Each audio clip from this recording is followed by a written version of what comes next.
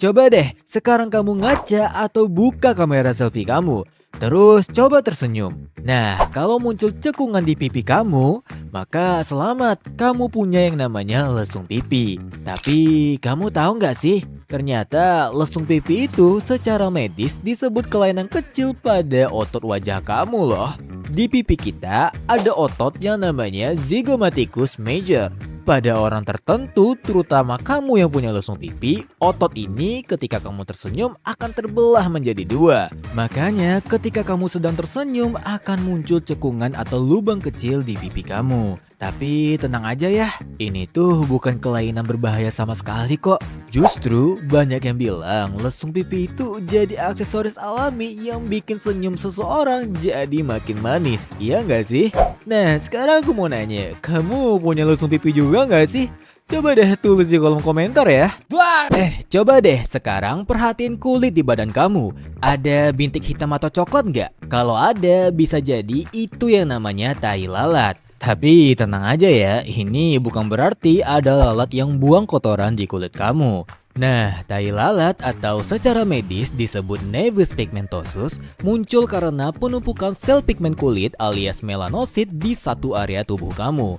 Dan sel pigmen ini fungsinya buat ngasih warna pada kulit dan melindungi kulit dari paparan sinar matahari, terutama sinar UV. Tai lalat sendiri biasanya muncul karena banyak hal, mulai dari paparan sinar matahari, perubahan hormon, faktor genetik, sampai proses penuaan alami. Jadi kalau kamu punya tai lalat apalagi di wajah, nggak perlu insecure ya. Anggap aja itu aksesoris pemanis alami yang bikin senyum kamu makin manis. Nah yang punya tai lalat juga coba komen di bawah ya. Kamu tahu nggak sih? Ulat kaki seribu yang sering kita lihat itu sebenarnya nggak punya 1000 kaki. Hewan yang disebut kaki seribu atau millipede ini jumlah kakinya jauh dari angka 1000. Rata-rata kebanyakan spesiesnya cuma punya sekitar 100-400 kaki saja. Namun itu masih tergantung jenisnya juga ya. Bahkan di dunia nyata, jumlah kaki terbanyak yang pernah tercatat cuma sekitar 750 kaki saja. Itu pun super langka dan hampir nggak pernah ditemui secara langsung. Terus kenapa namanya kaki seribu? Simple, nama itu cuma gambaran kalau kakinya banyak banget sampai bikin orang malas ngitung satu-satu. Jadi ya meski namanya kaki seribu, aslinya sih dia cuma punya kaki yang banyak saja.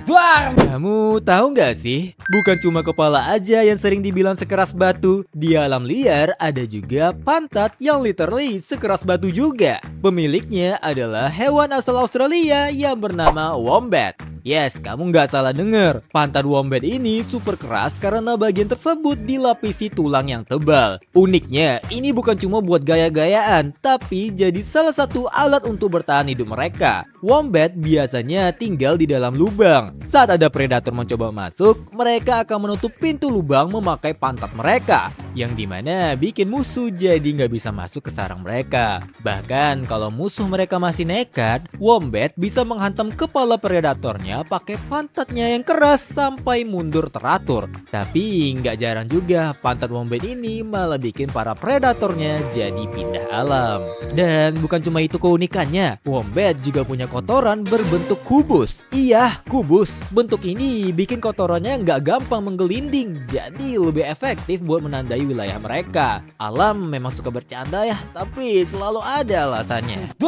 Kamu tahu nggak sih? Belakangan ini lagi rame banget video eksperimen di mana orang-orang menggesekkan suatu benda ke dinding. Dan ajaibnya benda itu bisa menempel dengan sendirinya.